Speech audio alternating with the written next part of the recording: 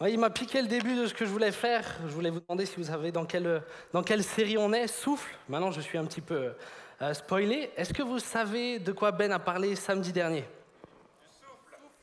Ouais, un peu plus précisément. Non, ok. Ben a parlé du souffle, finalement du souffle de l'esprit pour nous donner une vie, une vraie vie, je dirais, pour que tu ne sois pas juste chill canapé, mais que tu puisses rentrer dans une vraie vie. Et moi, je vais introduire avec Jean 15, verset 26. Quand sera venu le défenseur que je vous enverrai de la part du Père, l'Esprit de vérité qui vient du Père, il rendra témoignage de moi. Ben a parlé du souffle en général, et moi j'aimerais parler du souffle par rapport à nous. L'Esprit de Dieu n'est pas venu finalement juste un petit peu par hasard, puis il est arrivé sur terre, il se dit bon, je fais quoi maintenant? L'Esprit de Dieu avait un but. L'Esprit de Dieu est venu sur terre, et lorsqu'il est venu sur terre, il rend témoignage à Christ. Le but du Saint-Esprit sur la terre, c'est d'honorer Jésus, c'est de rendre témoignage à ce que Jésus a fait, à ce qu'il est finalement. Et le Saint-Esprit veut le faire au travers de nous, il veut le faire au travers de vous, mais ça, vous le verrez dans la dernière partie de la série, il y aura encore une dernière prédication là-dessus, mais il veut aussi le faire en vous. Il veut concrètement avoir un impact sur vos vies, dans ce que vous êtes, dans votre caractère, dans ce qui est au fond de vous. Et ça, il veut le faire. J'ai un collègue qui était venu vers moi une fois, c'est un collègue musulman, donc on a toujours des discussions, voilà, on se cherche, mais c'est toujours bienveillant. Et à un moment, ce collègue musulman, il va me dire un truc qui m'a fait bugger, et il me dit, mais Mike, moi je suis plus proche de Jésus que toi. Alors, j'étais un peu choqué quand même, et donc avec ma grande répartie, je lui ai dit, hein? Et il m'a fait bugger. Mais je lui ai dit, mais comment ça, t'es plus proche de Jésus que moi? Il me dit, bah oui, moi aussi, comme Jésus, on m'a circoncis, quoi. Et alors, bon, dans un sens, ce collègue a raison, physiquement parlant, il y a de fortes chances qu'il soit plus proche de Jésus que moi. Mais le Saint-Esprit, il n'est pas venu sur terre, il n'est pas venu dans nos vies pour nous faire ressembler à Christ physiquement. Dieu merci. Merci Seigneur, les gars, vous pouvez respirer, elle ne craint rien. J'en voyais déjà en position coup franc. Non, l'Esprit de Dieu, il n'est pas venu pour te faire ressembler à Christ physiquement, il veut que tu lui ressembles intérieurement. La Bible dira que le vrai juif, c'est celui qui c'est celui qui n'est pas circoncis dans sa chair, c'est celui qui est circoncis de cœur. C'est-à-dire qu'on a besoin que l'Esprit de Dieu vienne réellement avoir un impact dans nos vies. On a besoin que l'Esprit de Dieu vienne faire un travail en nous. Mais ça, c'est quelque chose qu'il n'y a que lui qui peut faire. Nous, de nous-mêmes, on ne peut pas se changer nous-mêmes. On a besoin que l'Esprit vienne souffler en nous. C'est le titre de mon message, c'est « Souffle sur ma vie ». Souffle sur ma vie. On a besoin que l'Esprit de Dieu souffle sur nos vies, mais pour y faire quoi concrètement? Concrètement, lorsqu'il souffle sur ta vie, ça veut dire quoi? Il fait quoi? Premièrement, ce sera mon premier point, le souffle qui redonne vie. Le souffle qui redonne vie. Le Saint-Esprit veut ramener des choses en toi qui sont mortes, il veut les ramener à la vie. Et on va parler d'Élie, un prophète de Dieu. Mais avant de lire le texte, j'aimerais juste placer un petit peu le contexte. Élie venait de vivre un truc assez incroyable avec Dieu. Il avait vraiment vu la puissance de Dieu se manifester, c'est-à-dire qu'il a vraiment vu le feu de Dieu tomber du ciel, consumer l'holocauste qu'il avait prévu. Et en fait, suite à pas mal de choses, il a entre autres égorgé 400 prophètes, 400 faux prophètes, des prophètes de Baal. Et en fait, en faisant ça, il a mis en colère quelqu'un. Il a mis en colère la femme du roi actuel à l'époque de l'histoire. Et il a énervé finalement Jézabel. Cette femme aimait servir de Dieu, cette femme était attachée à ces faux prophètes. Et elle dira quelque chose, elle va jurer qu'elle va faire à Élie ce qu'il a fait aux prophètes. Et suite à ça, Élie va avoir peur, Élie va fuir dans le désert et il va être découragé. Cette menace-là va avoir un réel impact sur sa vie. Et il n'y a pas que ça, mais réellement, il va être comme découragé et il va en venir à demander la mort. Lui qui a vu les grandes choses de Dieu, lui qui a vu le feu tomber, lui qui a vu des miracles incroyables, il va être complètement découragé et il va demander la mort à Dieu. Et Dieu ne va pas s'arrêter à là, il va l'emmener plus loin. Et c'est là que c'est là que commence le texte que j'aimerais lire, c'est 1 Roi 19 au verset 11 et 13. 1 Roi 19, 11 et 13. L'Éternel dit, sors et tiens-toi sur la montagne devant l'Éternel, et l'Éternel va passer. Devant l'Éternel, il y eut un vent fort et violent qui déchirait les montagnes et brisait les rochers. L'Éternel n'était pas dans le vent. Après le vent, il y eut un tremblement de terre. L'Éternel n'était pas dans le tremblement de terre. Après le tremblement de terre, il y eut un feu. L'Éternel n'était pas dans le feu. Après le feu, il y eut un murmure, doux et léger. Quand il l'entendit, Élie s'enveloppa le visage de son manteau, sortit et se tint à l'entrée de la grotte, et voici qu'une voix lui fit entendre ces paroles. « Que fais-tu ici, Élie ?» Suite à ça, suite à cette rencontre avec Dieu, finalement, suite à la présence de ce doux murmure, ce murmure doux et léger, on va voir qu'Élie va reprendre courage, on va voir que Dieu va à nouveau missionner Élie, et ce Élie qui finalement demandait la mort, ça va être la vie qui va lui être donnée. Il demandait la mort et c'est la vie qu'il va recevoir. Et quelle vie? La fin d'Élie, c'est une fin complètement incroyable, mais tu as aussi besoin que Dieu vienne souffler sur ta vie. Il y a des choses qui sont mortes en toi. Il y a des choses qui sont mortes en toi. Tu n'en as peut-être pas conscience, tu ne sais peut-être pas pourquoi, mais il y a des choses en toi qui ont besoin de reprendre vie. La Bible nous dit que le voleur ne vient que pour dérober, pour égorger et pour détruire. Le voleur dans la Bible, c'est le diable. Le diable a un but dans la vie, ça va être de te détruire. Le diable n'est pas là pour ton bien. Le diable n'est pas là pour engendrer des choses en toi qui sont bonnes. Le diable, il veut te détruire. C'est le but de sa vie. C'est ce qu'il fait en fait sur cette terre. On dit que le salaire du péché, c'est la mort. Alors oui, c'est la mort de l'âme, une fois qu'on a vécu dans ce péché, une fois que la fin de notre vie arrive, mais ce n'est pas que la mort dans l'âme, ce n'est pas que la mort de l'âme. Le péché tue tellement de choses, le péché détruit tellement de vies, on le voit tellement encore. Dernièrement, j'étais face à une dame c'est même pas elle qui a péché, c'est son mari qui finalement il a fait un adultère, et je vois cette femme qui a été détruite. Je veux dire, en elle, c'est comme mort, elle est passée par des moments tellement compliqués, le péché détruit. Et c'est ce que le diable fait. C'est pour ça qu'on a besoin que l'esprit de vie vienne redonner vie dans ces choses. Certains, peut-être, c'est votre identité qui est comme morte. Vous ne savez pas qui vous êtes. Vous n'avez pas de repère. Quand vous réfléchissez à vous, à votre vie, vous avez l'impression qu'il n'y a rien qui va. Mais l'esprit de vie veut souffler sur toi. L'esprit de vie veut souffler sur toi et te redonner cette identité. Il n'y a que lui qui peut te donner cette juste identité, cette identité qui dit que tu es une merveilleuse créature, cette identité de Dieu. Et ça, c'est ce que l'esprit veut faire en toi. Certains, c'est peut-être votre confiance en vous-même. Certains, vous avez été critiqués. Certains, vous avez été humiliés. On s'est moqué de vous. On vous a marché dessus. Et à cause de ça, vous n'avez plus aucune confiance en vous-même. Je veux dire, vous n'avez plus aucune confiance en vous-même, vous vous sentez nul, vous vous sentez incapable, vous n'avez plus aucune confiance non plus dans les autres. Et ça, dans notre marche avec Jésus, dans notre marche finalement chrétienne, c'est un vrai obstacle, parce qu'on a besoin de se faire confiance les uns les autres. Et certains, c'est dans votre confiance en vous que vous avez besoin que l'Esprit souffle et vous redonne cette vie, parce que Dieu vous a rendu capable, Dieu vous a donné des qualités, vous êtes des personnes si précieuses, capable, avec l'esprit capable. Et ça, ce que le diable a détruit au travers du péché, l'esprit veut le faire remettre, il veut y redonner la vie. Certains, c'est peut-être votre innocence. Je n'ai pas bien peut-être trouvé les mots pour ça, mais certains, c'est une certaine fragilité qui est comme morte, parce que vous avez grandi dans des contextes peut-être violents, où il y avait une violence verbale, une violence physique. Finalement, il y a des filtres que vous devriez avoir, que ne vous avez plus. Des choses qui normalement devraient vous impacter, des choses qui devraient vous faire tilter, vous restez de marbre devant, parce que finalement, vous avez été tellement habitués à cette violence. Certains, c'est par rapport à la décence, peut-être, vous n'êtes plus capable de voir ce qui est décent, de ce qui est indécent, vous n'êtes plus capable de voir ce qui est bon, de ce qui est mal. Mais ça, l'esprit de vie aussi peut venir souffler sur vous. L'esprit de vie, l'esprit de Dieu veut souffler sur ces choses-là pour y faire reprendre vie. Et vous en avez besoin, on en a besoin dans notre marche avec Dieu, on en a besoin dans notre marche spirituelle.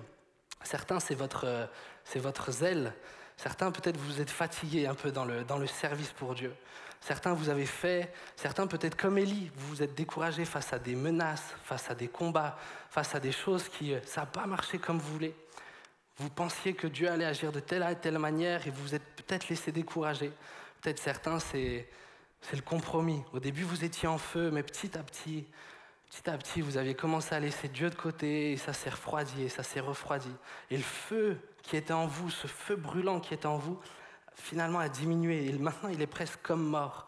Mais l'Esprit de Dieu, là encore, il peut souffler. Il peut souffler sur vous et il veut souffler sur vous pour ramener ces choses à la vie afin que vous puissiez briller. Le but de l'Esprit, c'est vous de faire briller, c'est de vous amener à être comme Christ finalement pour rendre témoignage à Christ. Et c'est pour ça qu'on a besoin vraiment de chercher l'Esprit, que l'Esprit souffle sur ta vie, souffle sur toi pour ramener ce qui est mort aujourd'hui à la vie. L'Esprit peut redonner vie, l'Esprit peut faire renaître les choses qui doivent renaître, mais il n'y a pas que ça. On parle dans la Bible des fruits de l'Esprit, et c'est mon deuxième point. L'Esprit peut faire revenir des choses à la vie, mais il veut créer quelque chose en toi de nouveau. On parle des fruits de l'Esprit, c'est dans Galates 5 au verset 22. Mais le fruit de l'Esprit, c'est l'amour, la joie, la paix, la patience, la bonté, la bienveillance, la foi, la douceur, la maîtrise de soi.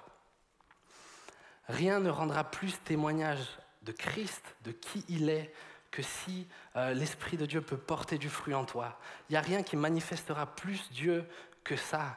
Parce que la Bible nous dit que Dieu est amour. Et si tout d'un coup tu reçois cet amour, alors tu pourras manifester Christ. Là, on ne parle pas de choses humaines. Prenons l'exemple de l'amour. On ne parle pas d'un amour humain. Chacun d'entre nous, on peut se dire, oui, je sais ce que c'est qu'aimer. Voilà, moi aussi j'aime, et surtout en France, le mot aimer, ça veut dire plein de choses. J'aime ma femme, mais j'aime le McDo. Bon, c'est pas tout à fait la même chose, chérie, c'est pas tout à fait la même chose. Non, l'amour humain, c'est quelque chose de très centré sur soi. L'amour humain, c'est quelque chose où on va chercher dans ce qu'on aime quelque chose pour nous. C'est ça l'amour humain, c'est un amour qui est centré sur soi. C'est l'histoire d'un gars qui se balade et puis il voit un mec en train de pêcher. Alors il vient et puis il commence à regarder le pêcheur. Alors il est peut-être un peu chelou à faire ça, mais il se pose et il regarde le pêcheur. Et le pêcheur, au bout d'un moment, il attrape un poisson. Donc il va sortir le poisson, il va prendre le poisson, il va lui mettre un bon coup de bâton sur la tête, il va l'éventrer, il va sortir les entrailles du poisson, il va le laver et puis il va commencer à le cuire. Et le gars qui l'observait, il lui dit mais pourquoi tu fais ça en fait? Et le pêcheur, il va dire parce que j'aime le poisson. Mais le pêcheur, est-ce qu'il aime le poisson ou est-ce qu'il aime ce que le poisson lui donne? Parce que s'il aime le poisson, il ne fait pas ça. Enfin, si vous aimez comme ça, ne m'aimez pas. Je veux dire, s'il vous plaît. Mais le pêcheur, là, ce qu'il aime, c'est ce qu'il va pouvoir puiser dans le poisson, c'est ce que le poisson va lui apporter. Et ça, c'est l'amour humain. Et c'est pour ça que tellement de couples vont mal aussi, parce qu'on cherche dans l'autre ce qu'il va pouvoir nous donner, et on va puiser en lui, au bout d'un moment, quand ce qu'il a à nous donner est épuisé, ou quand ce qu'il nous donne ne nous satisfait plus, on le laisse de côté, et puis on passe à la suite. Et ça, c'est l'amour humain, c'est un amour qui est très égocentrique, c'est un amour pour soi. La Bible nous dit que Christ est venu non pour être servi, mais pour servir et donner sa vie comme la rançon de beaucoup. Ça, c'est l'amour de Dieu, ça, c'est l'amour de l'Esprit. C'est un amour qui, parce qu'on aime, on se donne. Il ne cherche pas quelque chose en retour. L'amour de Dieu, c'est un amour qui se donne. Si tu veux pouvoir vraiment réagir comme Jésus, si tu veux pouvoir dans différents contextes réussir à aimer sans attendre en retour, c'est quelque chose où tu auras forcément besoin que l'Esprit souffle sur ta vie, tu auras forcément besoin que l'Esprit de Dieu porte du fruit en toi. Nous, avec Ben, on a un grand-père, on en parle souvent parce que c'est pour nous un modèle, mais quand je passe du temps avec lui, ce qui me fait dire que Christ est en lui, ce n'est pas les miracles qu'il a fait au cours de sa vie, ce n'est pas tous les miracles que Dieu a fait au travers de lui au cours de sa vie. Ce qui me fait dire que mon grand-père est un homme de Dieu, ce qui me fait dire que l'Esprit de Dieu habite réellement en lui et l'a façonné, c'est parce que c'est un homme de paix, c'est un homme d'amour, c'est un homme plein de douceur, c'est un homme qui a une vraie maîtrise de soi. Je veux dire, en soi, on n'a à peu près jamais vu grand-père s'énerver, enfin il ne me semble pas. La seule fois où il s'est énervé, c'est quand j'ai des cousins qui, à l'époque, voilà, ils étaient un peu des glands. Sans reproche, j'étais pareil. Mais on avait une fête de la Quetch à Pfastat, et puis ils avaient acheté des fusils à billes. Et avec les fusils à billes, ils ont tiré sur mon grand-père. Et là, avec amour, il leur a pété les fusils. Mais là, on ne peut pas lui reprocher. C'est les petits-enfants, ça n'allait pas. Non, mais ce qui va manifester Dieu en toi, ça va être quelque chose de... Ben en a parlé, c'est pas quelque chose qui frappe tant les yeux, c'est pas tant quelque chose qui... miracle, mer qui se sépare, feu qui tombe. Non, c'est juste quelque chose de doux, c'est quelque chose de simple, mais c'est ça qui reflète vraiment Dieu. Dieu n'est pas miracle, Dieu est amour. Je veux dire, Dieu, il n'est pas impressionné par les miracles. Quand la mer s'est ouverte en deux, il n'était pas en mode « Wow !» Non, pour lui, c'est normal. Donc si vraiment tu veux refléter Christ, alors il faut que tu laisses l'Esprit de Dieu souffler sur toi et donner la vie en toi et porter du fruit en toi. Troisième point, j'arrive à mon troisième point. L'Esprit de Dieu souffle et conduit. L'Esprit de Dieu souffle et conduit. Toujours dans Galates 5, on va juste prendre quelques versets avant. Versets 16 et 17, peut-être juste avant de le lire, quand le texte nous parle de la nature humaine, des fois vous pouvez aussi entendre parler de la chair. Finalement, c'est un peu l'image de ce penchant qu'on a en nous, cette attirance qu'on a toujours pour le péché, cette déviance constamment. On est toujours attiré par le mal. De nous-mêmes, on aura toujours cette tendance à aller vers ce qui déshonore Dieu. Galates 5, versets 16-17. Voici donc ce que je dis. Marchez par l'esprit et vous n'accomplirez pas les désirs de votre nature propre. Ce qu'on vient de dire. En effet, la nature humaine a des désirs contraires à ceux de l'esprit, et l'esprit a des désirs contraires à ceux de la nature humaine. Ils sont opposés entre eux, de sorte que vous ne pouvez pas faire ce que vous voudriez, afin que vous ne puissiez pas faire ce que vous voudriez. L'Esprit de Dieu n'est pas là pour t'aider à vivre ta vie. L'Esprit de Dieu est là pour t'aider à y renoncer. C'est vraiment super important, je le répète. L'Esprit de Dieu n'est pas là pour t'aider à vivre ta vie. Il est là pour t'aider à y renoncer. Parce que naturellement, si tu vis ta vie, constamment tu vas faire ce qui déshonore Dieu. Constamment tu vas agir de manière à déshonorer Dieu. Tu vas toujours faire ce qui n'est pas bon. Tu vas toujours faire les mauvais choix. C'est pour ça que l'Esprit de Dieu ne veut pas que tu vives selon toi, selon ce que toi tu crois. Il veut que tu vives selon lui. C'est pour ça que je dis que l'Esprit n'est pas là pour t'aider à vivre, il est là pour t'aider à renoncer à toi.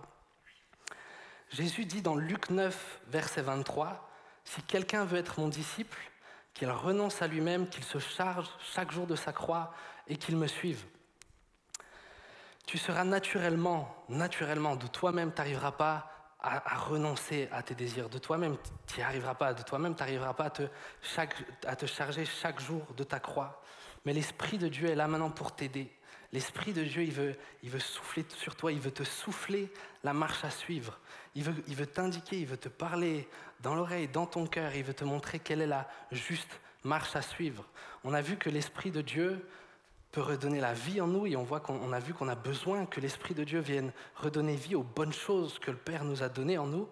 L'Esprit de Dieu veut porter du fruit en nous, il veut créer même quelque chose de nouveau. Mais l'Esprit de Dieu va avoir besoin de nous conduire à faire mourir cette nature propre. Notre propre nature, elle va avoir besoin d'être mise à mort. Et concrètement, qu'est-ce que ça veut dire être mise à mort? Finalement, mettre à mort notre nature humaine, c'est à chaque fois que tu vas faire ce que l'Esprit de Dieu veut. À chaque fois que tu vas faire ce que l'Esprit te met à cœur et pas ce que toi tu veux, ça va être une façon de clouer ta nature humaine, ça va être une façon de mettre à mort ta nature propre. Parce que comme ce qu'on a dit, ta nature, tes désirs seront toujours opposés aux désirs de l'Esprit. Donc à chaque fois que tu choisiras l'Esprit, alors c'est que tu mettras de côté ta nature. Et c'est comme ça que tu la crucifies, c'est comme ça que tu tues ta chair. Jésus nous dit de porter notre croix. Jésus nous parle de nous charger chaque jour de notre croix, mais nous charger chaque jour de notre croix, ça veut dire quoi? Est-ce que quelqu'un qui porte une croix est crucifié? Est-ce que quelqu'un qui porte une croix, techniquement, est mort? Non. Si quelqu'un porte sa croix, il n'est pas mort, il la porte, quoi. Porter sa croix, c'est quoi? Finalement, si tu veux pouvoir mourir, si tu veux pouvoir faire mourir tes désirs, ta nature propre, tu as besoin par contre de cette croix. Quelqu'un qui porte une croix, c'est quelqu'un qui par contre à tout moment peut être crucifié. Il n'est pas crucifié, mais c'est quelqu'un qui à tout moment peut être crucifié. Pour être crucifié, tu auras besoin de la croix. Finalement, je me suis perdu. Pardon. Finalement, porter sa croix, en fait, c'est presque un style de vie, c'est un état d'esprit dans lequel tu ne vas pas choisir tes propres désirs, mais tu vas choisir ceux de Dieu. Porter sa croix chaque jour, ça veut dire que chaque matin, tu vas te dire, ok, mais aujourd'hui, je ne vais pas faire ce que moi j'ai envie. Je ne vais pas faire ce que Michael veut. Je vais faire ce que Dieu veut. Je vais faire ce que l'Esprit me demande de faire. Et c'est ça, porter sa croix, c'est ça finalement, renoncer à sa propre vie. Je vous donne quelques exemples peut-être plus concrets, plus applicables. Mais si un jour tu vas au ciné avec tes potes, on a le droit en ce moment ? Je vais tellement rarement au ciné, les amis. Mais si un jour tu as à nouveau le droit et que tu vas au ciné avec tes potes, tu achètes ton ticket, tu te places dans la salle, tu es content, le film commence, le film est bien, mais au bout d'un moment, tu vois, tu sens que ce film-là, il déshonore Dieu. Je veux dire, tu sais au fond de toi, tu sais que ce que tu es en train de regarder, ça n'honore pas Dieu. Alors tu es face à deux choix. Soit tu t'étais préparé, soit tu es toujours prêt à renoncer à ce que tu as envie. Et dans ce cas-là, parce que ça déshonore Dieu, tu vas peut-être te lever, quitter la salle, alors tu vas perdre un ticket, tu vas perdre un petit peu d'argent. Peut-être que tes potes vont aussi se moquer de toi, c'est possible, ça peut arriver. Mais par contre, tu auras fait ce que l'Esprit de Dieu veut. Et ça, c'est le bon choix. Parce qu'on a vu au début que ta nature, la nature humaine, va toujours t'amener à te détruire. Le diable, au travers de tes propres désirs, va toujours chercher à te détruire, alors que l'Esprit de Dieu te donne la vie. Si tu choisis l'Esprit de Dieu, si tu choisis d'écouter les directions que l'Esprit te donne, mais c'est pour toi, tu honoreras Christ, mais c'est pour ta vie également, c'est un bienfait pour ta vie. Ou alors tu pourras rester dans la salle et tu pourras regarder le film, mais dans ce cas-là, alors tu sauras que voilà, tu n'as pas honoré Dieu, tu auras suivi tes propres désirs. Là, c'est face à je dirais, à un péché, mais ça peut être d'autres choses. Ça peut être peut-être des rêves que tu as, des rêves qui ne sont pas forcément mauvais en soi. Je prends l'exemple de Tim. Il m'a dit que j'ai le droit de parler de lui. Tim, c'était quelqu'un qui avait un rêve. Il avait un rêve, il vivait pour ce rêve. Je ne vais pas aller jusqu'à dire que ce rêve l'habitait, parce que c'est peut-être trop poussé, mais en tout cas, ce rêve n'était pas censé rester rêve. Il devait s'accomplir et il s'était donné les moyens. Et son rêve, c'était d'aller à l'armée. Je veux dire, peu importe ce que tu lui disais, lui, dans sa tête, c'était sûr et certain, sûr de sûr, qu'il irait à l'armée. Je ne dis pas que l'armée en soi, c'est mal, attention. Mais maintenant, au bout d'un moment, Tim a senti que la volonté de Dieu pour sa vie, ce n'était pas l'armée. La volonté de Dieu pour la vie de Tim, il l'a senti comme ça, c'est que ce n'était pas l'armée. Et Tim était libre. Tim était libre de quand même aller à l'armée. Mais c'est comme si tout d'un coup, il y avait le rêve de Tim et il y avait le rêve de Dieu. Et les deux ne collaient pas ensemble. Les deux ne pouvaient pas aller ensemble. Et Tim, alors, a choisi de suivre Dieu plutôt que de suivre son rêve à lui. Et là, moi, quand j'en parle sur l'estrade, je le dis facilement. Mais pour Tim, ça a été compliqué. Je peux t'afficher ? Tim a chialé. Mais Tim, concrètement, a chialé, mais parce que c'était réellement dur. C'était l'objectif de sa vie. Il devait aller à l'armée. Et donc, forcément, quand tu renonces à tout ce qui est en toi, à tous tes rêves, mais c'est dur. Mais là, concrètement, ce qu'il a dit à sa chair, ce qu'il a dit à sa nature propre, c'est non. Moi, je ne vis pas pour moi. Je ne vis pas pour moi. Moi, je vis pour Christ aujourd'hui. Donc, peu importe si mes désirs ne sont pas ceux de Christ, alors mes désirs, je les laisse de côté et je suivrai ceux de Christ. Mais c'est qu'au bout d'un moment, il a laissé l'Esprit souffler sur lui. Il a laissé l'Esprit lui souffler la marche à suivre et il est rentré dedans. Et j'honore ce que Tim a fait parce que je sais que ça a été compliqué. Je sais que ça a été vraiment compliqué. Mais là, il a vraiment crucifié sa chair. Là, il a défoncé sa chair. Mais c'était dur. Après, il y a des choses peut-être plus courantes dans la vie de tous les jours. Je ne sais pas s'il y a des jeunes, je pense qu'il y en a encore pas mal qui habitent chez leurs parents. Mais peut-être qu'un soir, tu vas être chez toi, tu vas être un peu crevé, tu viens de manger, tu es avec tes parents. Tu n'as qu'une envie, c'est d'aller dans ta chambre, te poser devant les jeux, peu importe ce que tu fais dans ta chambre, mais tu as juste envie d'y aller, de te poser. Et là, tu sens que ce qui honorerait Dieu, là, tu sens que ce qui ferait plaisir à Dieu, c'est que tu dises à tes parents, ok, allez-y, je m'occupe de tout, je nettoie la table, je nettoie la vaisselle, je fais tout, allez vous poser. Mais ça, c'est une manière aussi de faire mourir sa chair. Alors j'espère que ça ne vous mettra pas dans les états où Tim était, mais c'est quand même une façon de faire mourir votre chair parce que vous ne faites pas ce que vous avez envie, mais vous allez faire ce que l'Esprit de Dieu veut. Mais vous avez besoin de laisser l'Esprit de Dieu vous souffler la marche à suivre. Vous avez besoin d'écouter le Saint-Esprit. Et cette marche, est tellement, tellement, tellement importante. C'est au travers de cette marche-là, c'est au travers de ces choix-là, tous les jours, que l'Esprit de Dieu va vous façonner. C'est au travers de ça qu'il va vous modeler à l'image de Christ. C'est au travers de ça qu'il va vous faire briller puissamment pour le royaume. La Bible compare Dieu au potier. La Bible compare Dieu au potier et nous à l'argile. La semaine dernière, Ben vous avait dit que Dieu, il est où? Dieu est au ciel, merci Youssef. Où est Jésus aujourd'hui? Au ciel, ok. Où est le Saint-Esprit? Amen. Le Saint-Esprit est en nous. C'est-à-dire que dans cette image du potier, finalement, ce qui est au contact de l'argile, c'est les mains.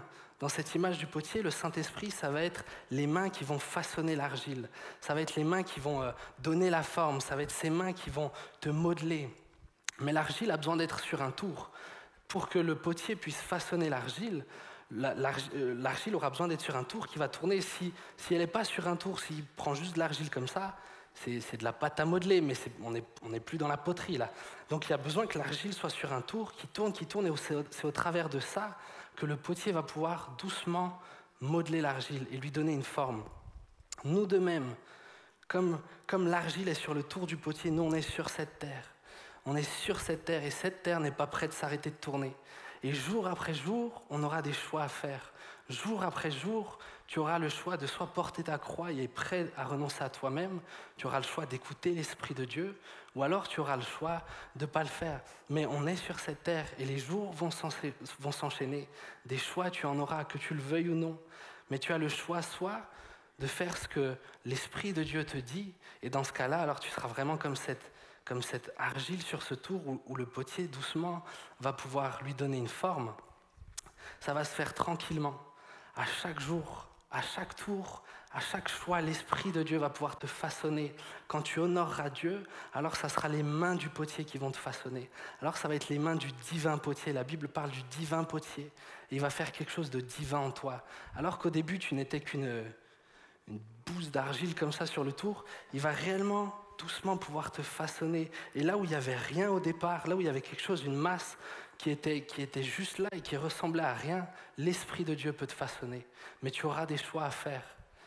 Tu auras des choix à faire chaque jour. Mais si tu fais les bons choix, alors c'est le divin potier qui sera en train de te façonner. Je conclus. Peut-être si l'équipe de louange, vous pouvez remonter.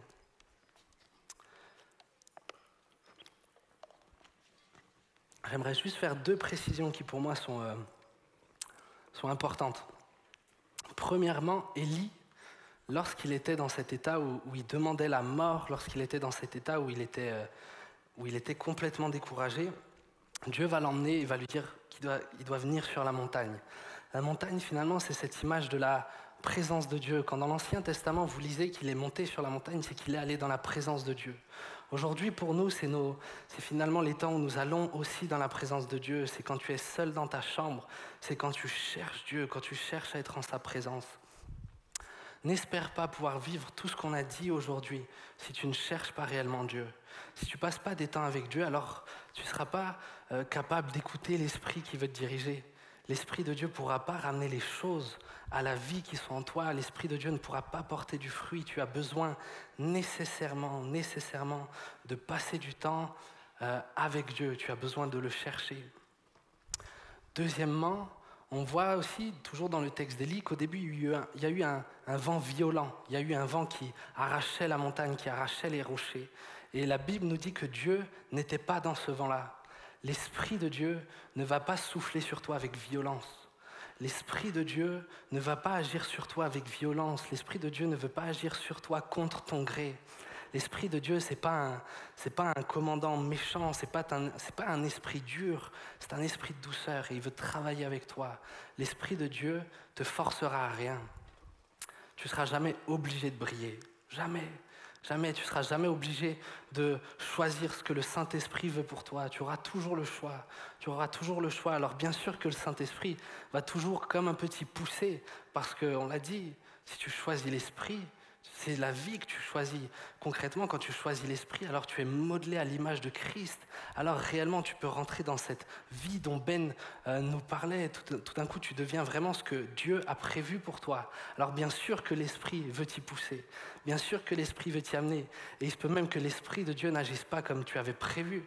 Si tu veux que l'esprit de Dieu t'aide dans certaines choses, à détruire peut-être certaines choses en toi que tu sais qui ne sont pas bonnes, peut-être qu'il ne te fera pas passer par les chemins que tu imaginais. Mais au final, il va quand même faire ce que tu voulais, c'est-à-dire t'amener à ressembler à Christ. Mais le Saint-Esprit, c'est vraiment c'est celui qui est avec nous sur cette terre. Il n'est pas contre toi. Il faut vraiment que vous le captiez. L'Esprit de Dieu, c'est quelqu'un. Et oui, il veut souffler sur ta vie. Il va avoir un impact sur ta vie. Mais il veut le faire avec toi. Je veux dire, c'est ensemble, c'est avec l'Esprit de Dieu qu'on travaille. C'est avec l'Esprit de Dieu qu'on avance sur cette terre. Ça sera l'Esprit de Dieu qui te donnera la force de ne pas choisir ta nature, de ne pas choisir ta propre volonté, mais de choisir la sienne. Sans lui, tu pourras le faire, tu ne pourras pas le faire, mais il sera là. Il sera là pour te donner la main, il sera là pour t'encourager, il sera là pour te consoler quand tu en auras besoin, comme pour Élie. L'Esprit de Dieu soufflera sur toi, mais il sera là avec toi. Il sera là avec toi. Fermons les yeux. Seigneur Jésus, Saint-Esprit, nous t'appelons, nous avons tellement soif, tellement faim, nous avons tellement besoin que tu souffles sur nos vies. Saint-Esprit, nous avons tellement besoin que tu souffles sur nos vies. Je veux te remettre mes frères, mes sœurs là ici présents, Seigneur Dieu. Toi, tu connais leur vie. Toi, tu sais ce qui a été détruit en eux. Toi, tu sais ce que le diable a mis à mort. Seigneur Dieu, mais tout ce que le diable a mis à mort, toi, Saint-Esprit, tu peux lui redonner vie. Et je prie et j'appelle la vie au nom de Jésus. Seigneur Dieu, sur mes bien-aimés, viens souffler, Seigneur Dieu, sur chacun d'entre eux. Que chacun puisse avoir les yeux ouverts sur la nécessité qu'il a, que tu souffles sur lui. Ô Saint-Esprit, viens porter du fruit en nous.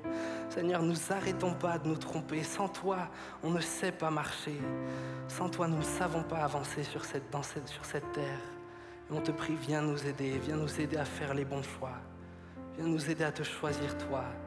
Esprit de Dieu, façonne-nous comme tu l'entends. Seigneur, s'il y a des choses que tu dois enlever, enlève-les, fais ce que bon te semble, car nous savons que c'est bon pour nous. Saint-Esprit, souffle sur nos vies. C'est vraiment ma prière que chacun ici puisse t'appeler. Et toi, je sais, Esprit de Dieu, que tu es fidèle et que tu feras ce qu'il y a à faire. Merci, Saint-Esprit. Sois béni, Seigneur. Amen.